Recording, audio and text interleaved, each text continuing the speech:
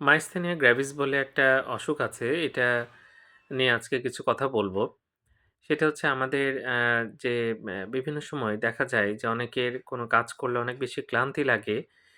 চোখের পাতাটা পড়ে যায় বা চোখের যে আমরা যে মুভমেন্ট করি সেটা দেখা যাচ্ছে ঠিকমতো করতে পারে না এবং আ শরীরের মধ্যে সবসময় খুব ক্লান্তি হয়। আ এটা কিন্তু মাইস্থেনিয়া গ্র্যাভিসে দেখা যায়। বিশেষ করে কাজ করার পর।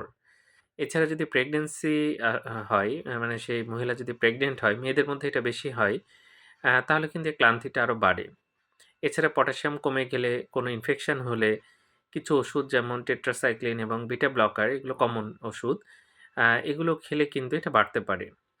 চোখের পাতাটা পড়ে যায় এবং রোগীকে যদি ১ থেকে ৫০ পর্যন্ত গুনতে বলা হয়, তাহলে দেখা যাচ্ছে কিছুক্ষণ গোনার পর আস্তে, আস্তে অ্যা আর গুনতে পারছে না বা আস্তে, আস্তে তার সাউন্ডটা কমে আসছে এবং আমরা যখন সিলিং এর দিকে তাকিয়ে থাকতে বলি উপরের দিকে, কিছুক্ষণ তাকানোর পর দেখা যাচ্ছে আর তাকিয়ে থাকতে পারছেন না।